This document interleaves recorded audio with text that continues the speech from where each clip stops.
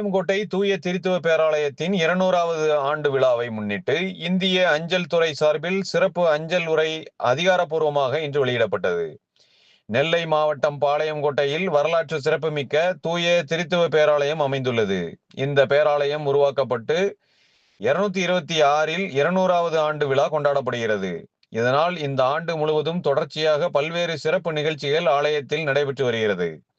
இதில் உச்சமாக இந்திய அஞ்சல் துறை சார்பில் சிறப்பு அஞ்சல் உரை இன்று வெளியிடப்பட்டது. மதுரை தெற்கு மண்டல அஞ்சல் துறை அதிகாரிகளின் முன்னிலையில் நடைபெற்ற இந்த நிகழ்ச்சியில் அஞ்சல் துறை உயர் அதிகாரி செந்தில்குமார் தலைமையில் சிறப்பு அஞ்சல் உரை வெளியிடப்பட்டது. இந்த அஞ்சல் உரையை திருச்சபையின் பேராயர் டாக்டர் இருபன் மார்க் பெற்றுக்கொண்டார்.